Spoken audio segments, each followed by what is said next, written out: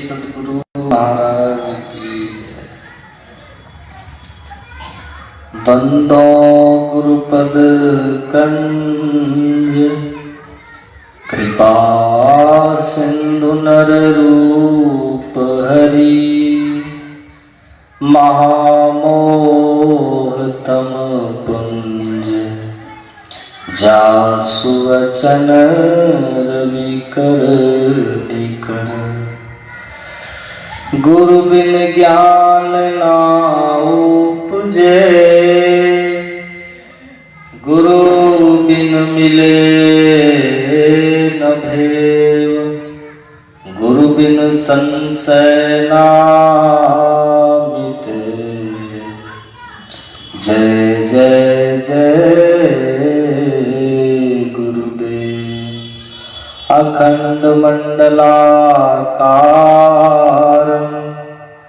व्याप्तं येन चराचरं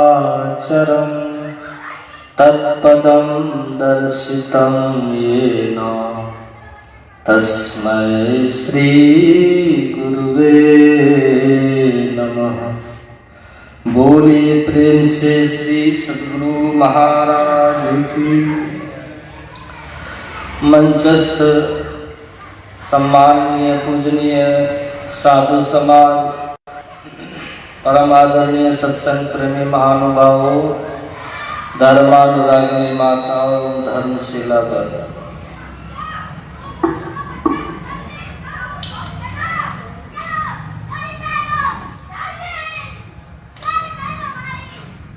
भागवत महापुराण में राजा परीक्षित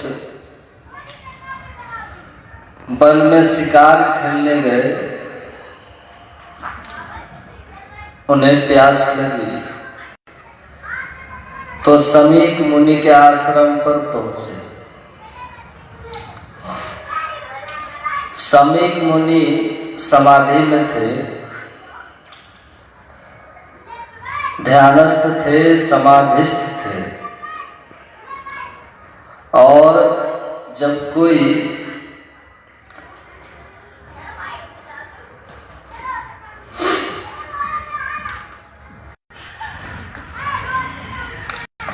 समाधि में होते हैं तो उनकी स्थिति शरीर के ज्ञान से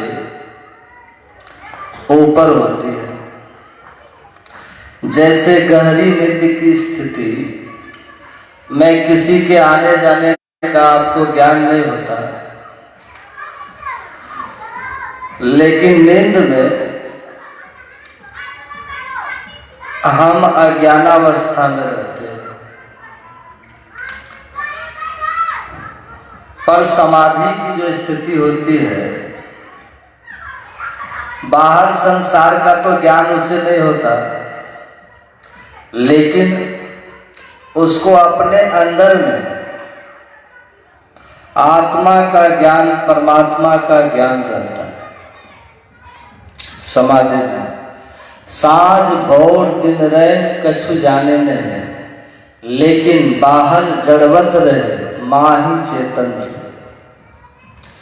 बाहर के लिए तो गहरी नींद की स्थिति है, पर अंदर में वो अपने आप में जगा हुआ है, आत्मा का रस ले रहा है, परमात्मा का अनुभूति कर रहा है। तो समाधि में थे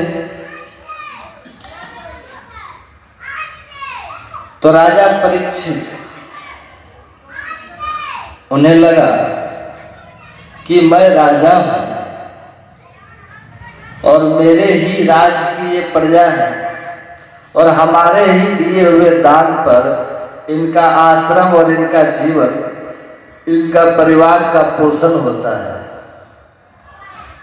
उठ करके इसे सम्मान करना चाहिए, मुझे हमें आदर करना चाहिए। मैं राजा हूं, लेकिन ये आंख बंद किए, उन्हें क्या पता कौन है। परीक्षित को अपना अपमान लगा और राजा परीक्षित मरा हुआ एक सांप ला करके उनके गले में डाल दिया और डाल करके वहां से चल दिया।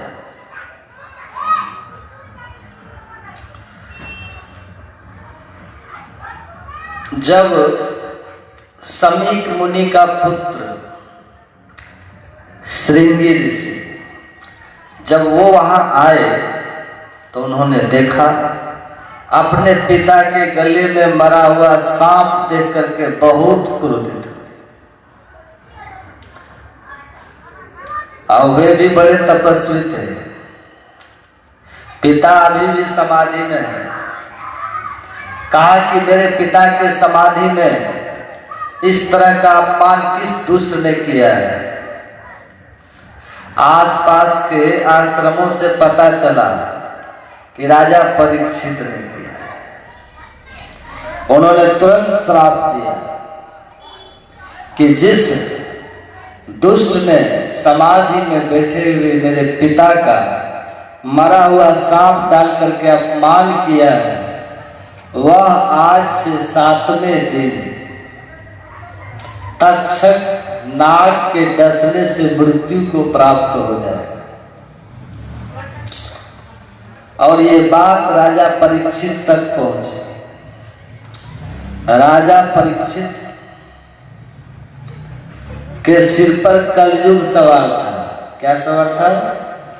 कलयुग क्यों सवार था? कि जब कलिकाल का प्रवेश हो रहा था तो परीक्षित के समय में ही हो रहा था कलयुग का प्रवेश। तो परीक्षित ने कलयुग को रोका प्रवेश करने से। तो कलयुग ने कहा कि मेरा समय आ गया है, मुझे आप रोक नहीं सकते, मेरे निवास का स्थान बदले। तो परीक्षित ने कहा कि ठीक है, तुम आ रहे हो, लेकिन मैं तुम्हें सब जगह रहने का स्थान नहीं दूंगा। तो कहा ठीक है, बतलाइए कहाँ रहे। तो पहला स्थान बतलाया है, सुनिएगा ध्यान से, कि आप शराब खाने में रहिए, नशा में रहिए। जो कोई शराब खाना जाए, जो कोई शराब पिए, आप उसको पकड़ लो, उसमें प्रवेश कीजिए, उसके द्वारा उसके घर में प्रवेश कीजिए। आज कलयुग का क्या अर्थ होता है पता है? कलयुग मतलब कली युग। कली मतलब कलह, कलह, लड़ाई झगड़ा, ये कलयुग का स्वभाव है। तो जब शराब पी के कोई घर में आता है तो कलह होता है कि नहीं होता है? होता है।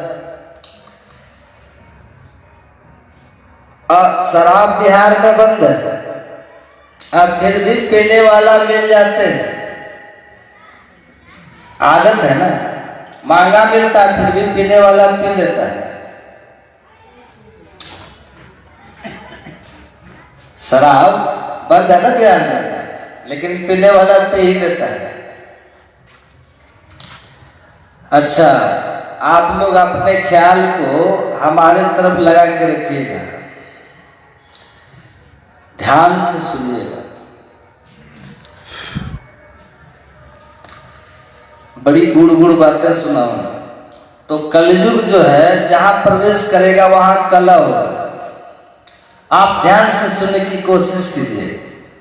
आपने पढ़ा होगा या सुना होगा कि सतयुग में लड़ाई कहाँ हुई, कौन लड़े थे? आप सतयुग की जितनी कथा पढ़ेंगे आपको मिलेगा मधु कैटब ने बैकुंठ पर हमला किया, धरती पर रहता था और हमला दूसरे लोक पर। यह है कि कोई स्वर्ग पर हमला किया, वृत्रासुर स्वर्ग पर हमला किया, हिरण्यकशिपु हिरणाक्ष स्वर्ग पर हमला किया। आज जब त्रेता युग आया तो राम और रावण की लड़ाई सबसे बड़ी लड़ाई है। लड़ाई धरती पर आई।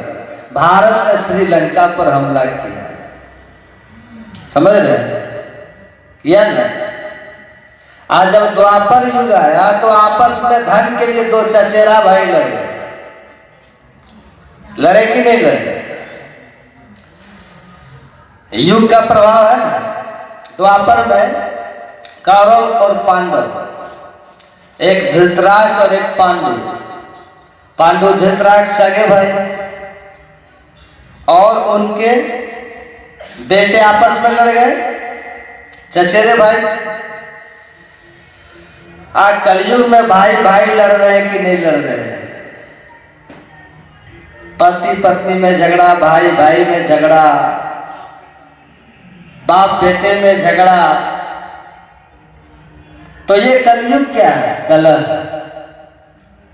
लड़ाई झगड़ा कलयुग का स्वभाव है, क्योंकि कलयुग तमोगुण का प्रधानता वाला युग है। तमोगुण की प्रधानता।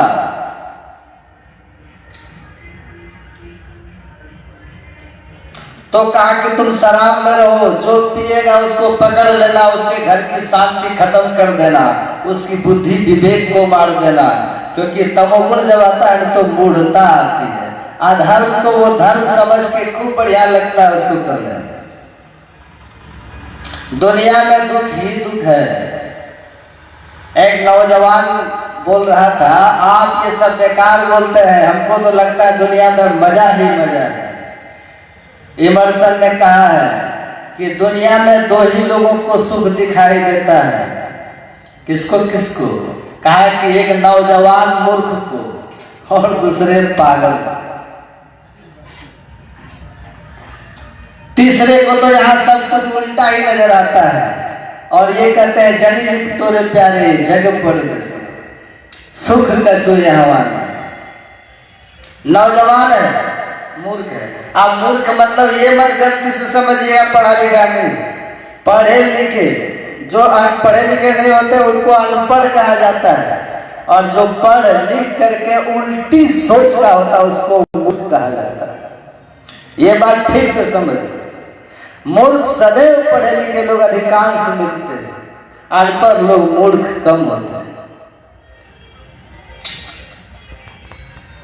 तो कहा नौजवान मूर्ख या कोई पागल, वही कहता है कि दुनिया में बड़ा आनंद है, बड़ा मजा है। बाकी कोई भी समझदार आदमी दुनिया में कह नहीं सकता कि यहाँ है। ये जानते हैं कि सब विषय पसारा भव की जा रहा, या में नहीं आ रहा। ये संसार के भोगों में तृप्ति नहीं होती। संसार के रिश्ते कोई आपके सुख देने वाले नहीं है। अपने अपने सुख के साथी, हेर न को सुख तेरे। ये सब अपने सुख के साथी।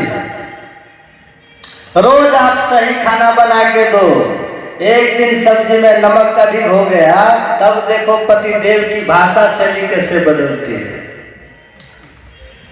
रुख देख लीजिएगा उनका। थोड़ा सा पत्नी के साथ कुछ व्यवहार खराब हो जाए, रोज बहुत अच्छा व्यवहार है, थोड़ी सी भूल हो जाए, मुंह भुला जाए। क्यों? क्योंकि आज आप उसको सुख नहीं दिए, आज उसको आपसे सुख नहीं हुआ, उसको अपने सुख से प्रेम है। आप जब तक सुख दे रहे हैं वो आपको अपना समझ रहा है। जिस दिन आप उसको सुख नहीं दे सके उस दिन वो आपको अपना समझना बंद कर दिया, उनको आपसे नाखुशी हो जाए। इसलिए कहा सुख में आन बहुत मिली बैठत रहत सदा संग हेरे, अधिपति पड़े सब ही संग छोड़त कोई न आवत नेरे। तो आप का कलयुग पकड़ लेना, बुद्धि भ्रष्ट हो जाएगी, तमोगुणी हो जाएगा जिसके ऊपर कलयुग आएगा। तो शराब खाने में रहना, उसका धन का नाश करना, घर की शांति का नाश करना, उसके स्वास्थ्य का नाश करना, उसके बच्चों का भविष्य का नाश करना, उसके सम्मान का नाश करना, उनके स्वास्थ्य का नाश करना, यह सारा काम एक नशा ही कर देता है। तो कलयुग को पहला स्थान कहाँ दिया?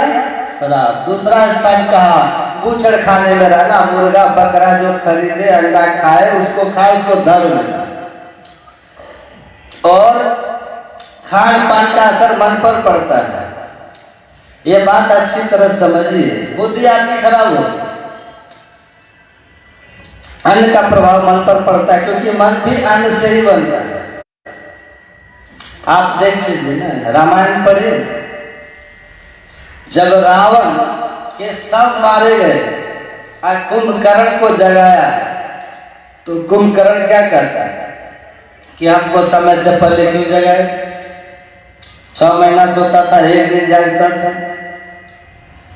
तो कहा कि भाई, अयोध्या का राजा दशरथ का वनवासी पुत्र राम, उसकी पत्नी को हम हरण करके ले आए हैं। वो अपनी बानरी सेना के साथ लंका पर चढ़ाई कर दिया है, सबको मार दिया है। अब तू ही आशा हो हमारी। तो देखिए कुंभकर्ण क्या बोलता है।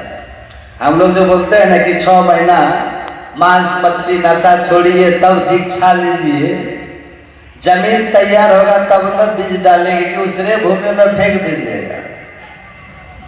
खेत को पहले हल ठीक किया जाता है कि बीज हो, उसमें फसल हो, तब बुआई होती है ना, बीज मंत्र दिया जाता है।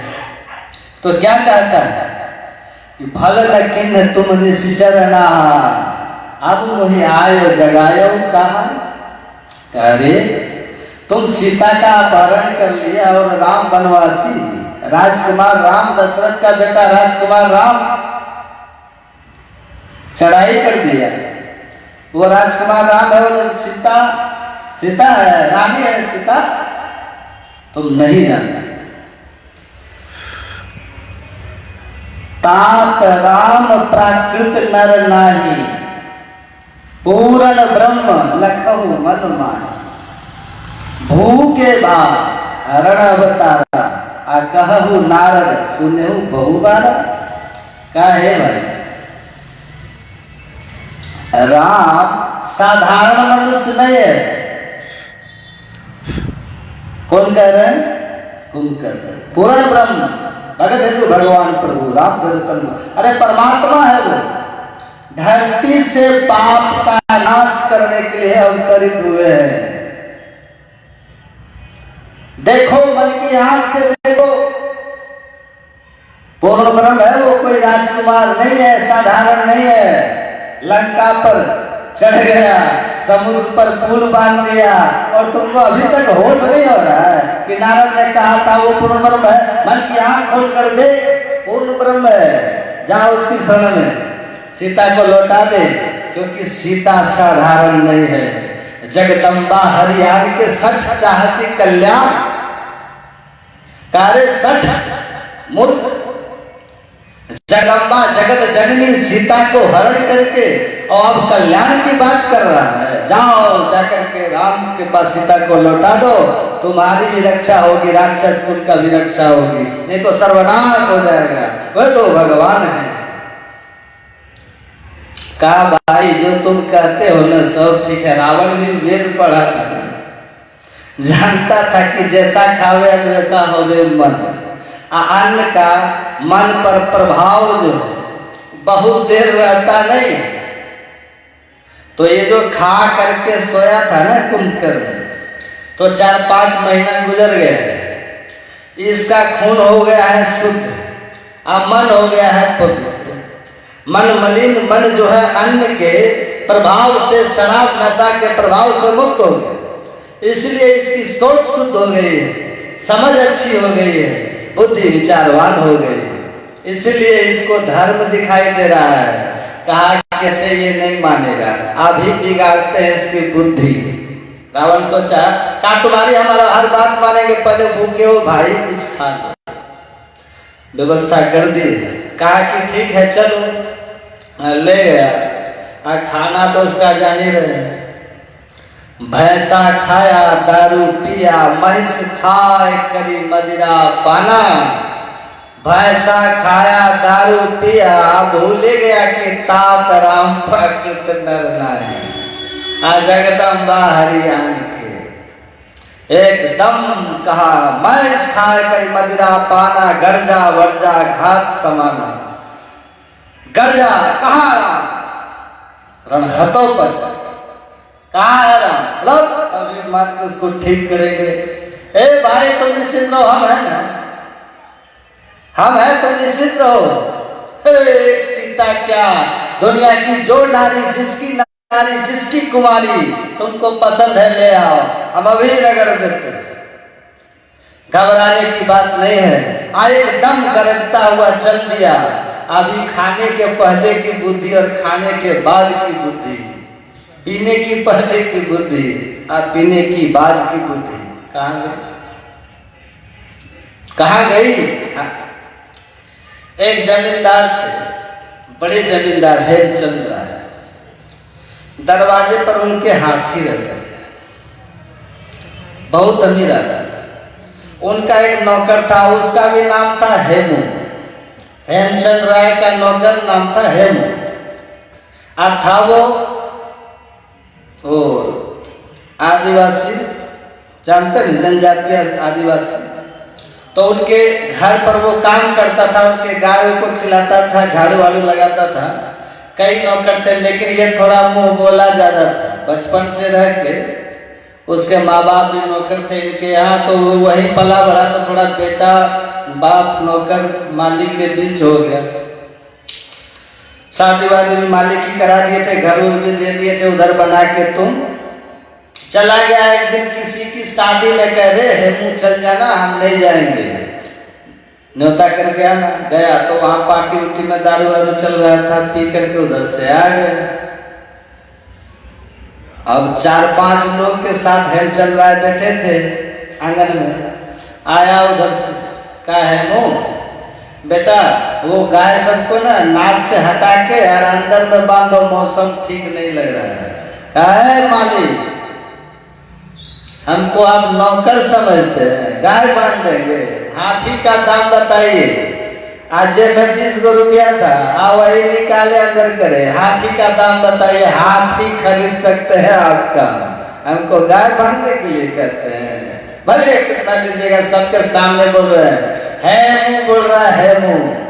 वो बोले बेटा ठीक है, हाथी हम तुमको दे देंगे, लेकिन रात में हम लक्ष्मी देते हैं ना देते हैं, सवेरे आना, गिन के दे देना, हाथी तू ले जाना। कहा मालिक सवेरे बात से पलटना मत। ये बोले नहीं नहीं नहीं पलटेंगे। कहा जमींदारों का बात का कोई ठिकाना नहीं, आप बहुत बार पलटे हैं। कहा नहीं पलटेंगे, सबके सामने। बोला आप सब गवाही रहना, बोला हम सब गवाही। चला गया, सवेरे 7 बज गया, नहीं आया। तो कह रहे बुला के लाओ, हेमुआ नहीं आया, क्या बात है? तो आया, पी के सोया था, थोड़ा हैंगओवर ज्यादा था। आया, मालिक कहते हैं, हेमचंद्र राय कहते हैं कि हेमू काजी मालिक, वो हाथी जो है ना लेके चल जाना, रात में दाम किया था ना, तो हाथी लेके चल जाना। और कितना में लोगे? तो कहता मालिक वो जो हाथी खरीदने वाला था वो तो रात में आया, भोरे होते होते चला गया। हाथी खरीदने वाला सुबह होते होते चला गया हमको छोड़ के, अब फिर आएगा तब फिर हाथी का दाम करेंगे। देखिए दारू है, देखिए मालिक को कह रहा है, सब भूल गया कि यही हमको पाला पोसा है और यही हमारा शादी ब्याह किया, सब किया। कहता आपको नौकर समझते हैं, हाथी का दाम बता। तो मति भ्रष्ट कुंभकर्ण गया और मारा गया। तो खान पान में कलयुग, मांसाहार नशा में कलयुग का वास, शास्त्र कह रहा है। तीसरा स्थान कहा व्यभिचार स्थल, जहां वेश्याओं का स्थल, कहा व्यभिचार। वहां जो जाए उसको पकड़ लेना, उसको पूरी तरह से नंगा कर देना, लूट लेना, बर्बाद करके नाश कर देना। कलयुग नाश करता है। का चौथा स्थान तो जुए खाने में बताया, जुआ में। धर्मराज युधिष्ठिर की मति भ्रष्ट हो गई तो पत्नी को दांव पर लगा दिया। आप समझिए ये कलयुग चढ़ता है कैसे, कैसा है ये जुआ। तो जुए खाने में कहा कि महाराज चारों के चारों स्थान तो आपने गंदा दिया, एक अच्छा स्थान तो बता दो। तो कहा जाओ मैं तुमको सोना में रहने का एक अच्छा स्थान प्रदान करता हूँ, स्वर्ण में रहना। बेईमानी का धन में कह रहने के लिए सोना में रहो, लेकिन जो सोना दूसरे का हड़पा हुआ, दूसरे का कोई धन हड़पे, बेईमानी में रहे। तो जरासंध को मारने के बाद जो उसका मुकुट था ना, ये ले करके भीम और अर्जुन चले आए और उसको अपने बक्सा में, बड़ा ट्रक था उसमें छिपा के सबसे नीचे रखा। युधिष्ठिर रखना नहीं चाहते थे, लेकिन बड़ा खूबसूरत था। अर्जुन भीम की बातों में सबसे नीचे दबा के रख दिया कि बेईमानी का है, लूटा हुआ है। एक दिन वही बक्सा देख रहा था परीक्षित। हमारे पूर्वजों के बड़े नाम हैं, बहुत धन कमाए हैं। तो देखा क्या क्या है तिजोरी में, तो वही मुकुट उन्हें मिल गया। तो वही मुकुट माथे पर रख लिया, और जैसे माथे पर रखा, लूटा हुआ था ना, उसके ऊपर कलयुग सवार हो गया।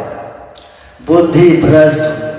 जिस ऋषि के चरणों में बैठ करके उनसे ज्ञान सुनता था बचपन से, जिनका सम्मान करता था बचपन से, उन्हीं का आज अपमान किया और इसलिए श्राप मिला, घर आया, मुकुट उतारा, कलयुग उतर गया और उसको अपने करने पर पछतावा हो रहा था। तभी उसको ये सूचना मिल गई कि आपका काम तो खत्म हो गया, क्योंकि वृथा न चाहे देव ऋषि बन। श्राप दे दिया है आपको श्रृंगी ने, 7वें दिन मरोगे। बड़ा अफसोस। कहा कि अब तो कोई उपाय नहीं, जीवन अनमोल मिला था, बड़े भाग मनुष्य तन पावा, सुर दुर्लभ सब ग्रंथ है। भगवान राम ने कहा है ना, बड़े भाग से मनुष्य का शरीर मिलता है, और ऐसे नहीं मिला है। कैसे मिला? 8,4,84 जोन भरती है जीव अविनाशी, फिरत सदा माया कर प्रेरा, काल कर्म स्वभाव गुण घेरा। कबहू करी करुणा नर देहि, देत इस बिनु हेतु शरीर। का ये मनुष्य का शरीर ऐसे नहीं मिला। 84 लाख प्रकार की योनियों में आप भटके हैं और तब जाकर के मिला है। देखिए, अंकुरज, अंडज, अंकुरज मतलब जो धरती से निकलते हैं गाछ वृक्ष, ओस्मज जो गर्मी पाकर निकलते हैं ढील लीक फल में कीड़ा, अंडज जो अंडा से जन्म लेते हैं पक्षी सर्प आदि, पिंडज जो मां के गर्भ से सीधे बालक गाय भैंस आदि। तो 4 खाने की 84 लाख योनियों में भटकने के बाद भगवान राम ने कहा कि आपको ये मनुष्य का शरीर परमात्मा ने कृपा करके दिया, और इतना दुर्लभ है कि देवता भी इस तन के लिए लालायित है। ये शरीर साधनों का धाम है और इसमें मोक्ष का द्वार है। आपने कभी सुना है कि मनुष्य को छोड़ करके किसी और जीव ने किसी तरह की भी कोई खोज की है? मोबाइल किसने बनाया, सैटेलाइट किसने बनाया, कार किसने बनाया? सारे ज्ञान और विज्ञान का स्रोत कौन है? मनुष्य का शरीर। एक विद्यार्थी इलाहाबाद ट्रिपल IIT में, एक महात्मा जी गए थे संत मत के प्रवचन करने। तो एक विद्यार्थी से बोला कि विज्ञान तो आधुनिक खोज है, पहले तो केवल धर्म की बात थी, विज्ञान आज चमत्कारिक हुआ है। बोल रहे थे बाबा। तो उन्होंने पूछा शून्य की खोज किसने की थी, जीरो को किसने खोजा? तो कहा जीरो तो हाल के दिनों में आर्यभट्ट ने खोज की थी। भारत के आर्यभट्ट वैज्ञानिक थे, गणितज्ञ थे, उन्होंने जीरो की खोज की। तो बाबा ने कहा कि अच्छा तो ये बतलाइए कि आर्यभट्ट अगर आधुनिक काल में जीरो की खोज किए थे, तो रावण का 10 सिर त्रेता युग में कैसे गिनती हुआ था बिना जीरो के? बतलाइए आप। एक पर जीरो लगेगा तब ना 10 होगा। तो त्रेता में वाल्मीकि रामायण में रावण के 10 सिर लिखा, तो ये जीरो वहां 10 सिर कैसे गिना गया? हम भी वही थे, तो उसका क्या कहें, शौक हो गया एकदम से। कहा कि रावण का 10 सिर नहीं, तो बोले हाँ बताओ ना, जीरो अब खोजा तो तब क्या था? 10 सिर कहां से त्रेता में गिनती हो गई भाई? तो बहुत बातें हैं, ग्रंथों से खोज कर आप सामने रख दिए तो आप खोजी हो गए, और ऋषियों ने बहुत पहले खोज दिया था, बहुत पहले खोज दिया था। ग्रह नक्षत्र की गिनती आज से पाणिनि का, आप व्याकरण में ज्योतिष शास्त्र पढ़े, बहुत सी गणनाएं उन्होंने लिखी। सूरज से पृथ्वी का दूरी, हनुमान जी का चालीसा में पढ़िएगा ना, तो एकदम से तुलसीदास जो लिखे हैं वो बिल्कुल मिल जाता है डिस्टेंस। सहस्र योजन पर भानु, है ना? तो ये जो मानव का शरीर है, ये अद्भुत शरीर है, साधनों का धाम है, ज्ञान विज्ञान का स्रोत है। परीक्षित को हुआ कि ऐसा दुर्लभ शरीर मिला हमें, जिस शरीर से मैं परम पिता परमात्मा की प्राप्ति कर सकता था, जन्म मरण के चक्र से छूटा जा सकता था, जिस शरीर से साधन करके परम पद को पाया जा सकता था, उस शरीर को पाकर के हमने संसार के भोगों में लगाया। हमारा जीवन व्यर्थ चला गया, व्यर्थ चला गया मेरा जीवन। कौन कह रहा है? परीक्षित। अब 7 दिन बचे हैं, इसी में जो करना है कर ले। तुरंत अपने राजगद्दी, अपने पुत्र जन्मेजय को सौंप करके वो जंगल की ओर वहां से चल दिया अपने आत्म कल्याण के लिए गुरु की खोज में। और वो हरिद्वार जाता है, जहां उनको संत सुखदेव जी महाराज से मुलाकात होती है। अपनी आप बीती सुना करके वो कहते हैं कि मानव जीवन के 7 शेष दिनों में आप हमारे कल्याण का उपाय कीजिए, कि महाराज ये 7 दिन मात्र बचे हैं, कुछ ऐसा हो जाए जिससे ये मानव जीवन हमारा सार्थक हो। अब तक तो भोगों में बीत गया, अब भगवान कहते ही तनकर बल विषय न भाई, स्वर्ग स्वल्प अंत दुखदाई, अनर्तन पाए विषय मन देहि पलट सुधाते 60 विषय। का मनुष्य शरीर पाकर जो विषय भोग में लगा हुआ है, वो भगवान राम कहते हैं 60 है, मूर्ख है, अज्ञानी है। तो मैं राजा तो बन गया पर अज्ञानी बना रहा, राज के भोगों में लगा रहा, विषय भोगों में लगा रहा, और ये जीवन हमारा व्यर्थ ही चला गया। साधन नाम मोक्ष कर द्वारा, लेकिन हमने मोक्ष का, मुक्ति का, जन्म मरण से छूटने का, ईश्वर भक्ति का कोई साधन ही नहीं, तो जीवन तो व्यर्थ हो गया हमारा। अब कहाँ जाएंगे? वही ठिकाना। ईसा मसीह कहते हैं, ईसा मसीह कहते हैं उस आदमी की क्या महिमा जो दुनिया का सब धन संपत्ति वैभव जमा कर लिया, लेकिन मरने के बाद अपनी आत्मा को अधोगति में जाने से, नरक में जाने से बचा नहीं सका। अगर आप अपनी आत्मा को नीच गति में जाने से बचा नहीं सके, तो ये जीवन से उपलब्धियों का क्या अर्थ? मैंने सुना गुरु अर्जुन देव जी की कथा। एक जगह गांव में सत्संग में गए थे, उसी गांव में एक सेठ जी का पुण्यतिथि थी, 25वीं पुण्यतिथि। बड़े सेठ थे, बेटा बड़े धूमधाम से उसका पुण्यतिथि मना रहा था।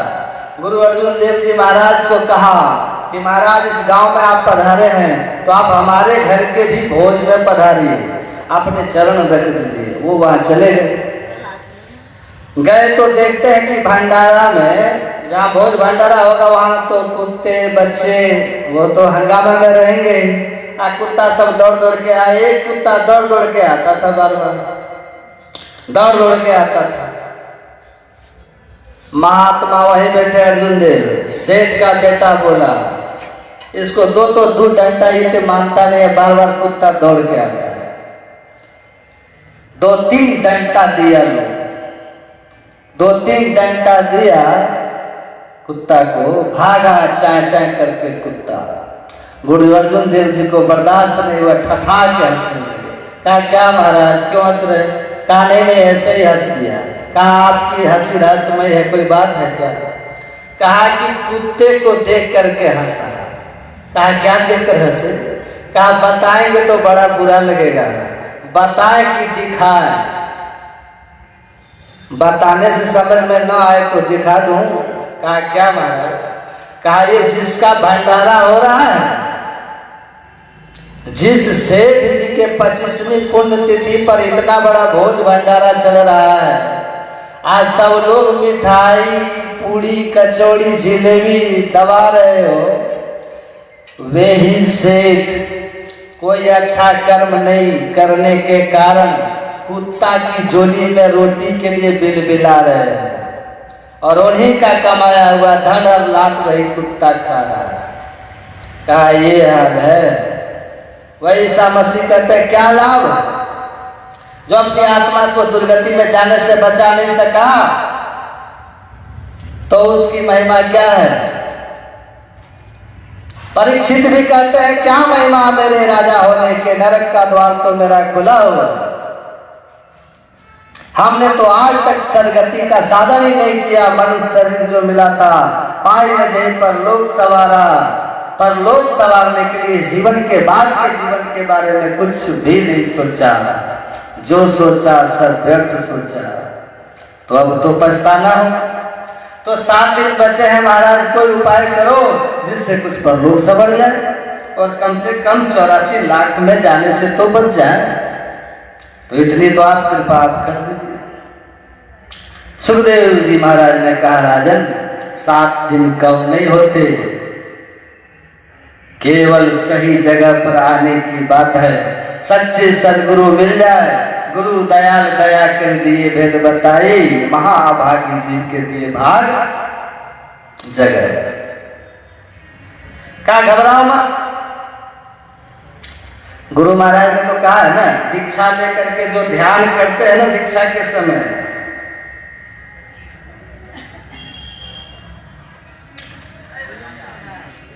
सुन रहे हैं कि सो गए? सब सो गए तो बंद कर दो।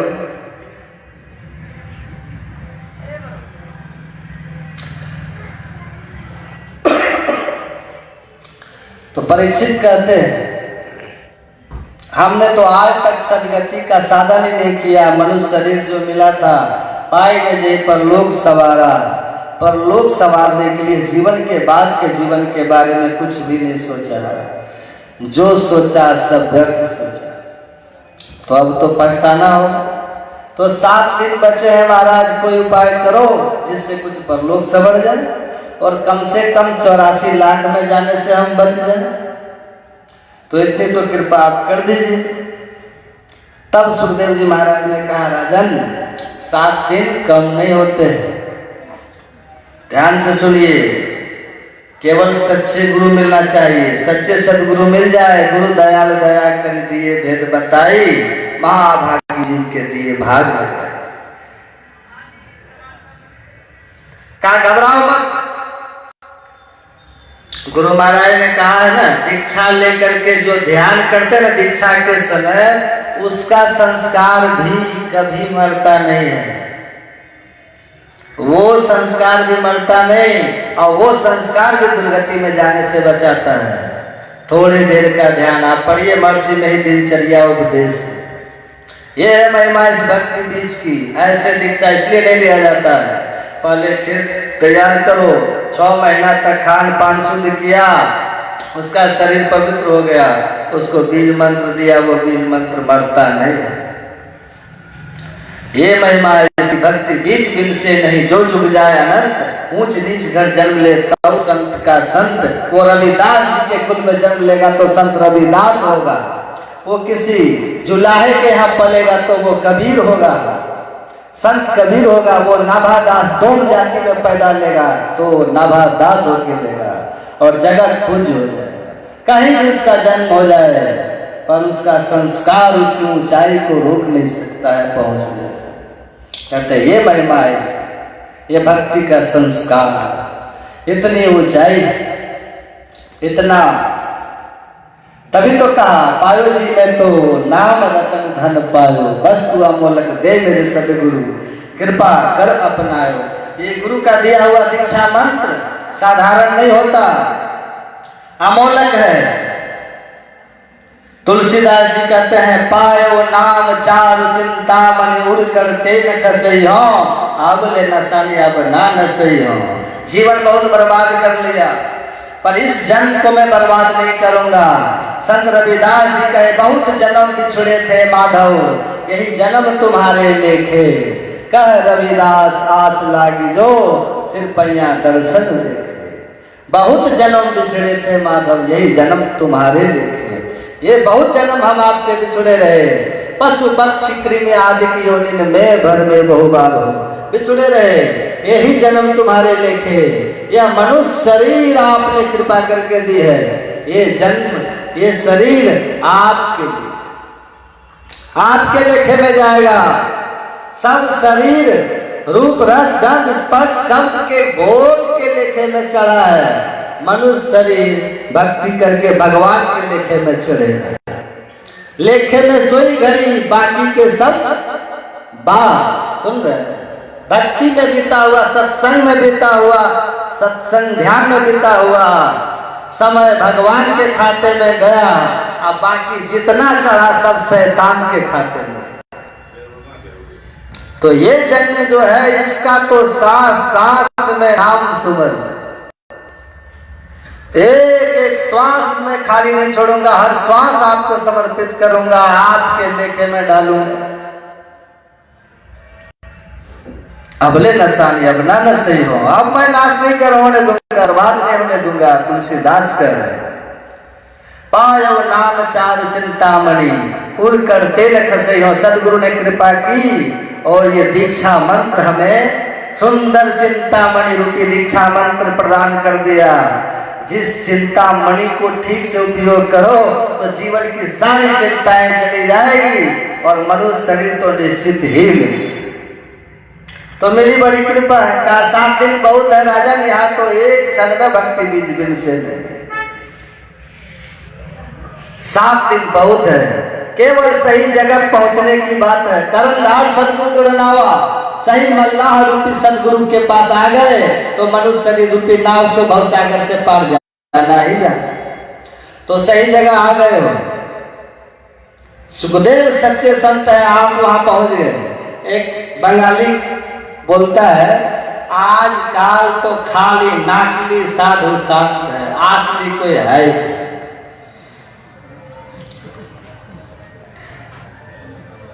एक बाबा बोले सब नकली है, बोला सब नकली, आसाराम नकली, रामपाल नकली, राम रहीम नकली। कौन है वो? और उधर पकड़ा के गए। शांति की कौन सागर थे, क्या नाम था? जैन मुनि। कहा 4-5 नाम गिनाया। बात तो ठीक बोलता है। अच्छा एक बात बताओ। बाबा बोले 400 का नकली नोट देखा है?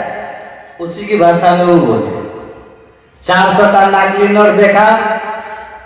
बोला नहीं। वो बोले 600 का नकली नोट देखा? कहा कि नहीं। उस समय 1000 का नोट भी चलता था। 800-900 का नकली नोट देखा है? कहने 1100-1200 का तो नहीं। तो उन्होंने कहा 500 और 1000 का नकली नोट देखा है? कहा कि हाँ देखा है। तो बोले 500 और 1000 का नकली नोट तो मिलता है, पर 600, 700, 800, 1100, 1200 का नकली नोट क्यों नहीं मिलता है? बताओ। तो बोलता है कौन मूर्ख छापेगा? 500, 1000 का असली नोट है तब न नकली नोट। वो बोले वाह भाई वाह, 500 और 1000 का जब असली है तब नकली है, तो उसी तरह जब तक साधु असली नहीं है तब तक नकली कहां से है? असली और नकली सब दिन चलेगा। ये था तब भी था। रावण साधु बन के सीता का हरण किया था ना, अकाल ने भी साधु बन के हनुमान जी को नहीं ठग रहा था, तो उस युग में भी था। तो आज थोड़ा बढ़ गया, तो कल युग में तो क्या दिक्कत है? आज थोड़ा बढ़ गया है लेकिन है, असली नहीं है तो नकली नहीं होगा, गारंटी। जिस दिन पता चल जाएगा कि सब नोट नकली है, कोई नहीं 1500 का नोट लीजिएगा, है सब नकली है, माइनस करो। जिस दिन लोग जान जाएगा सब साधु नकली है, कौन एक आदमी नहीं सत्संग में आइएगा, अभी तो इतने सारे हैं, असली है ना। तो सुखदेव जी कहते हैं बस असली जगह पर पहुंच जाना है। क्षण सज्जन संगति रेखा भवती भवान का। अरे सज्जन पुरुष का क्षण मात्र भी ठीक ठीक संग हो गया ना, तो संसार सागर से पार करने के लिए नाव बन के खड़ा हो जाएगा। यह है सत्संग की महिमा, सत्पुरुष की महिमा। और तुम तो 7 दिन के लिए हमारे पास आ गए हो भाई, और अब तुमको तो गारंटी हो गया है, यहाँ तो पांव पलक की खबर नहीं। किसी को पता है अगले पल का कि रहेगा कि नहीं रहेगा, लेकिन श्रृंगी ऋषि ने श्राप देकर ये तो तुम्हारे लिए तय कर दिया कि तुम 7 दिन से पहले मर ही नहीं सकता। 7 दिन के लिए तुम अब काल जयी हो, 7 दिन के लिए काल जयी। उसके पहले काल सट नहीं सकता, क्योंकि देवर्षि ऋषि ने श्राप दिया है कि 7वें दिन, तो उसके पहले किसकी मजाल है आ जाए? तो 7 दिन के लिए तुम निश्चिंत हो और सही जगह पर आ गए हो।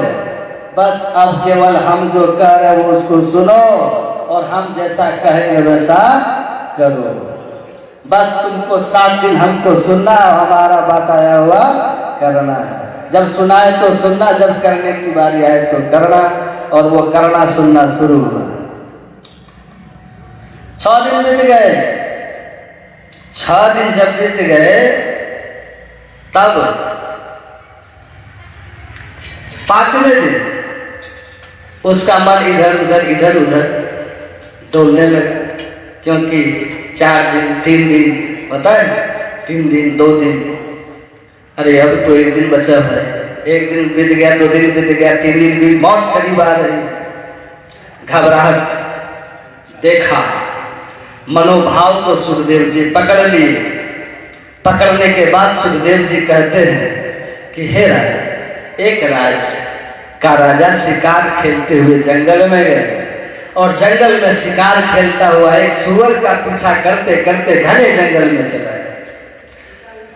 गहरे जंगल में जाने के बाद रात्रि हो गई, वह रास्ता भटक गया और जंगली जीवों का भय भी सताने लगा।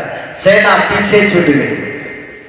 वह आश्रय के लिए इधर उधर घूमता हुआ जंगल के बीच में एक झोपड़ी मिली।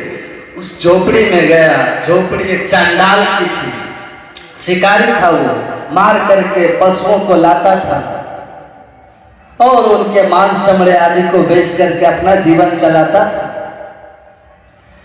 राजा ने कहा मैं यहाँ का राजा हूँ, इस राज्य का मैं राजा हूँ, आप मेरी मदद करिए, रात भर मुझे रहने का स्थान दे दीजिए, प्रातः मैं अपने राज्य में वापस चला जाऊंगा। तो उस शिकारी ने कहा कि महाराज, एक झोपड़ी तो मैं रहता हूँ, एक झोपड़ी हमारी है, और दूसरी जिसमें मैं मारे हुए पशुओं का मांस, हड्डी, चमड़ा सब रखता हूँ, तो वो रक्त वक्त सब उसमें भरा हुआ है। थोड़ी सी जगह, आप उसी में रहना चाहें तो रह जाइए, लेकिन आपको सुबह खाली करना होगा, ये शर्त मानना होगा। तो राजा ने कहा कैसे पागल हो, मैं राजा हूं, दिव्य राजमहल की सारी सुख सुविधाओं के बीच रहने वाला तुम्हारी इस झोपड़ी में रात गुजार लूं किसी तरह, पशुओं के अपनी जान की रक्षा कर लूं, पशुओं से हिंसक जीवों से किसी तरह सुबह होते ही मैं यहाँ से भागूंगा। तुम कहते हो कि झोपड़ी खाली कर दीजिएगा महाराज, शर्त है। कहा कि अरे भाई मैं कह दिया, बहुत लोग रह जाते हैं तो छोड़ते नहीं है। कहा मैं राजा हूं। कहा ठीक है नहीं। सुखदेव जी महाराज कहते परीक्षित सुबह हुई, शाम सुबह शाम सुबह शाम सुबह बीतता चला गया, बरसों वर्ष, और रोज झगड़ा। शिकारी कहे मेरा झोपड़ी खाली करो, राजन मेरी झोपड़ी खाली करो। तुमने तो कहा था मैं राजा हूँ, एक बड़े राज्य का मालिक हूँ, दुनिया की सारी सुख सुविधा है हमारे यहाँ, इस गंदे झोपड़ी में मैं कैसे रह सकता हूँ? और अब आप इसमें हमारी झोपड़ी कब्जा करके खाली नहीं कर रहे हो। दोनों में लड़ाई होने लगी। राजा खाली ही नहीं कर रहा था, शिकारी मान ही नहीं रहा था। परीक्षित को नहीं रहा गया। कहा महाराज वो मूर्ख राजा कौन है? वो कौन था वो मूर्ख राजा जो ऐसे विशाल महल का स्वामी होते हुए भी, राज का स्वामी होते हुए भी उस गंदी झोपड़ी में आसक्त होकर फंस गया और निकल नहीं रहा था? सुखदेव जी महाराज ने कहा वह मूर्ख राजा तुम ही हो, तुम ही हो। जिस शरीर में हो उस पर विचारो, विचारो क्या है इसमें? सप्त धातु का काया क्या है? मेद मज्जा मांस रग रग में रक्त भरे हो, पेटों पिटारी से ठोर ठोर मली है, कामित पूजा कृमि जाल संकिले स्वभाव दुर्गंध हरि सोच बदीते कलेवरम मुत पुरुष भाजने रमंती मूर्खा रमंती पंडिता। कैसा है ये शरीर जिस शरीर में तुम रहते हो? तुम कौन हो? इस शरीर को पाने वाले तुम कौन हो? बड़े भाग मानुष तन पावा कौन हो तुम? ईश्वर अंश जीव अविनाशी चेतन अमल सहज सुखराशि। तुम तो परमात्मा के अविनाश हो, तुम तो ज्ञान स्वरूप हो, आनंद स्वरूप, सुख स्वरूप हो। ये तुम्हारा देश नहीं है। मैं वासी उस देश का जहां पार ब्रह्म का खेल, दीपक बड़े अगम का बिन बाती बिनते। कबीर साहब कहते तुम तो वहां के हैं। गुरु महाराज कहते ये तुम्हारा देश नहीं है। सुधी करो प्यारे हो अपन देश के जहाँ क्लेश कछु नाहि। तुम तो उस देश के वासी हो, वो धाम है तुम्हारा। कहाँ आके फंस गए हो इस गंदे शरीर में, आसक्त हो गए हो। हे राजन तुम इस शरीर से निकल करके तुमको मैं उस पद की ओर ले जाना चाहता हूं। मैं तुम्हें वहां पहुंचाना चाहता हूं जहां तुम्हारा निर्धाम है, जहां के तुम राजा हो, जहां सारी सुख सुविधा है, जहां कोई दुख नहीं है। वो परम धाम तुम्हारा निर्धाम है। और तुम इस शरीर संसार गंदे शरीर में संसार में फंस कर इसकी भोगों की आशा छोड़ने ही नहीं चाहते।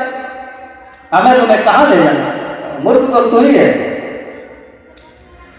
तो ये शरीर हमारा ऐसा ही है, लेकिन महिमा क्या है इसकी?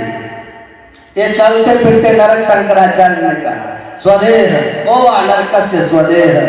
कहा तुम शरीर को देख न लो कैसा है, देख लो। एक एक आंख से, कान से, नाक से। महर्षि संतदेव जी महाराज कहते थे कि कोई रोता है तो रुमाल दे दोगे, लेकिन नाक बहेगा तो अपना रुमाल देगा कोई? तो नीचे जैसे जैसे आते हो नौ द्वार जो है ना, दो आंख दो कान नाक मुंह मल मूत्र के ये तन नौ द्वार हो रमाती ही मलिन हो ठामा। या इसी नौ द्वार के मलिन शरीर में आप रहते हैं।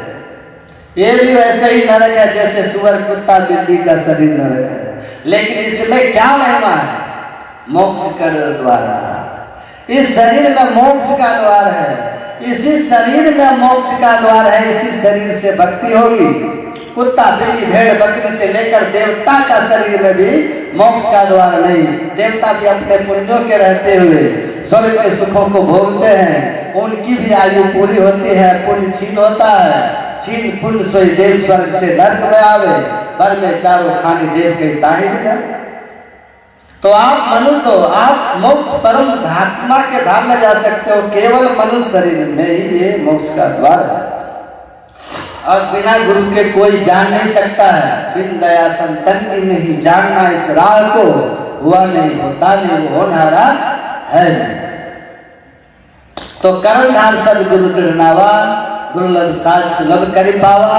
जो न तरई भव सागर, नर समाज अस पाई। सो कृत निंदक मंदमति आत्म हनगति जाए। तो सदगुरु रूपी मल्लाह के पास जाओ, वे सदगुरु इस मोक्ष के द्वार का पता बता देंगे। बिना इनके कोई नहीं बता सकता, कोई नहीं बता सकता कि वो मोक्ष का द्वार कहाँ है। तो उस मोक्ष का द्वार 10वें द्वार को कहते हैं। 9 द्वार में रहोगे, 9 दरवाजा 90 दर फीके, 10वें अमृत रस चूहिए। गुरु नानक देव कहते हैं 10वें द्वार में अमृत रस है, उसमें प्रवेश कर जाओ, वही मोक्ष का द्वार है। उस अमृत रस को पा करके अमर हो जाओगे। गुरु महाराज इसी को कहे सुख मन के झीना नाल से अमृत की धारा बही रही है। अमीन सूरत धार इधर भाठा से सीधा चढ़ी रही है। अमृत धारा तुम्हारे 10वें द्वार में है, सुषुम्ना में है, शिव नेत्र में है। इसी को गुरु गोरखनाथ कहते हैं। गगन मंडल में अवधा कुआं, तहा अमी को वासा। सगुरा हो सो भर भर पिए, निगुरा जाए पियासा। जो गुरु के शरण में गए और इस मोक्ष के द्वार का पता जान लिया, बैठ गया, मंत्र का जप किया, इस रूप का ध्यान किया और दृष्टि की दोनों युगल धारों को सुषुम्ना में केंद्रीभूत करके शिव नेत्र को खोल लिया, 10वें द्वार को खोल लिया। वो अपने अंदर में परमात्मा की 2 विभूति, जो अंदर ज्योति और अंतर नाद के रूप में है। शरीर को छुओ गर्म लगेगा, प्रकाश का प्रतीक है। अंदर से आवाज निकल रही है, अंदर में आवाज है, नाद का प्रतीक है। ईश्वरीय प्रकाश और ईश्वरीय नाद, जो ईश्वर की 2 विभूति 2 हाथ की तरह है, वो 10वें द्वार में जब ऊपर की ओर उठते हो तो वो तो दोनों अमृत धार आपको प्राप्त हो जाती है। और उस अमृत को पान करने वाला अमरता को प्राप्त करता है, अर्थात जन्म मरण के चक्र से छूट जाता है। जन्म मरण के चक्र से छूट जाता है। ये गुरु बतलाते हैं मनुष्य के शरीर में ये द्वार है। अगर उस द्वार को नहीं जाना तो फिर आप और सुअर बैल कुत्ता का शरीर हमारे संत कहते हैं आहार निद्रा भय मैथुन, 4 काम मनुष्य पशु दोनों में बराबर है। लेकिन ये जो मोक्ष का द्वार है ये केवल मनुष्य के शरीर में। गाय को भी आप घास खिलाते हैं और वही घास भैंस को खिलाते हैं। भैंस के बच्चा दूध पीने के बाद सो जाएगा और गाय का बच्चा दूध पीने के बाद पी गाएगा। क्या बात है भाई? गाय का दूध पीने वाले की बुद्धि सूक्ष्म होती है। गाय सतोगुणी दूध होता है और भैंस का दूध तमोगुणी होता है। घास एक ही खाया तो 2 गुण क्यों बदल गया? एक ही घास से गुण क्यों बदल गया दोनों का?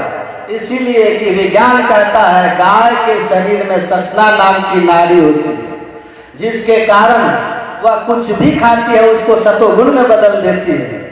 दूसरे पशु के शरीर तमोगुण प्रधान है, इसलिए तमोगुणी रहते हैं। इसलिए गाय को ही माता कहते हैं, भैंस माता नहीं कहते, बकरी माता नहीं कहते।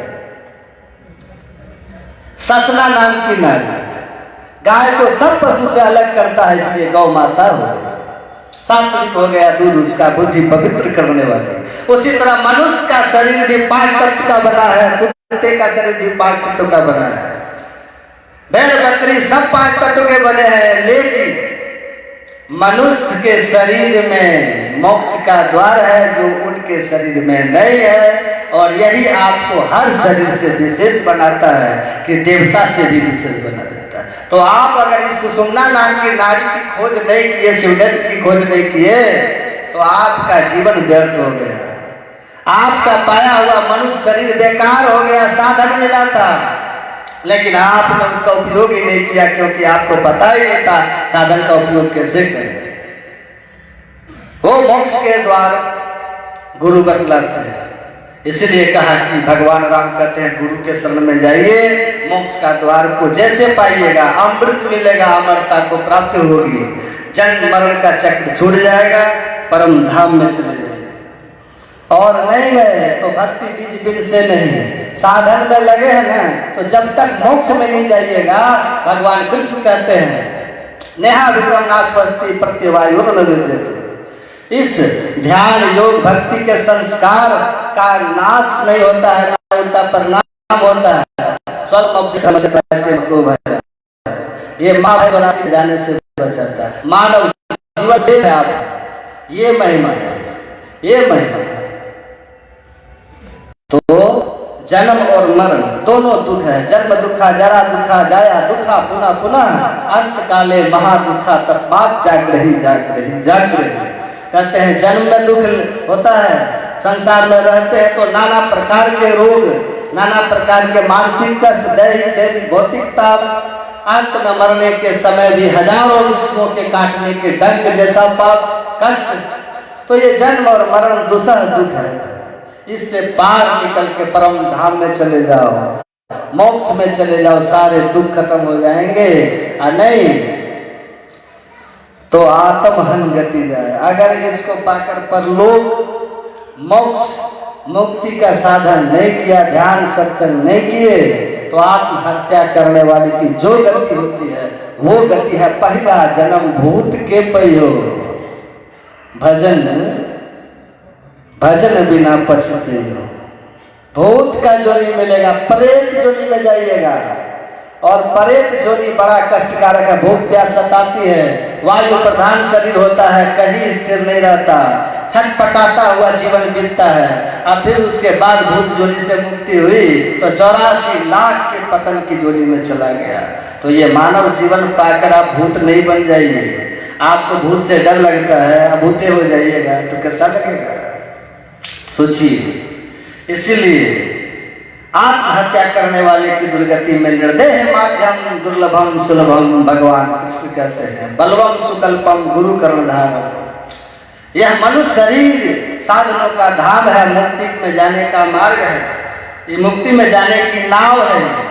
ऐसे दुर्लभ शरीर को पा करके जो गुरु के शरण में नहीं गया और अपने आत्म कल्याण के लिए साधन ध्यान सत्संग नहीं किया, कहते हैं आत्महा, वो आत्महत्या करने की गति जो भगवान राम कहते हैं उसको प्राप्त होता है। इसीलिए कबीर साहब ने कहा ऊंचे बैठे कचहरी न्याय चुकावते, ते माटी में मिल गए नजर नहीं आवते, तू माया धन धाम देख मत भूल रे, दिनचारी का खेल मिलेगा धूल रे, दिनचारी का खेल मिलेगा धूल रे, अब बार बार नर देह नहीं सुन वीर रे, चेत सको तो चेत कहे कबीर रे।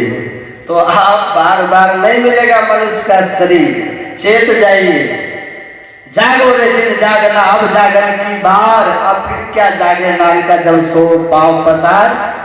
अब मनुष्य शरीर है, अभी दीक्षा शिक्षा लेके भजन ध्यान कीजिए, अपने घर में रहिए, परिवार में रहिए, कमाइए खाइए, सुबह शाम ध्यान सत्संग कीजिए, परलोक भी सुखी लोग भी सुखी।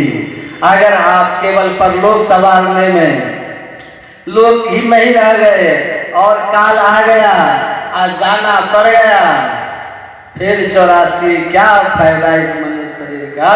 इसीलिए संत लोग आते हैं और कहते हैं ले लो रे कोई राम का प्याला, संत लुटाए गली गली, आवाज लगाए गली गली, ले लो रे कोई राम का प्याला। लेकिन यहाँ तो दारू का प्याला प्रिय है, जमदूत का मार लिखा हुआ है। तो ये काम बाद में कहोगे कि हमारे भाग में नहीं था, हम कहते भाग में दारू था। भगवान आपके भाग में दारू लिखे थे, मुर्गा अंडा लिखे थे कि जाओ तुम अंडा रोज खाओ, संडे हो गया मंडे रोज खाओ अंडे, ये भगवान लिखे थे। जब लगेंगे जमराज के डंडे तो हो जाओगे ठंड।